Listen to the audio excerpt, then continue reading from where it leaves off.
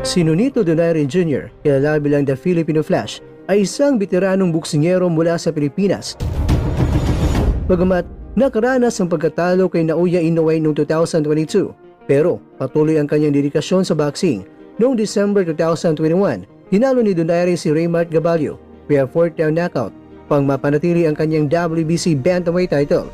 Ang kanyang karanasan at galing sa ring ay nagbibigay sa kanya ng malaking pagkakataon na muli makamtan ng tagumpay para sa WBA o World Boxing Association Interim Bantamweight title. Ang kanyang mabilis na left hook at matalim na counter punches ay ilan sa masandata na maaring magbigay sa kanya ng kalamangan laban yan sa makabataang kalaban.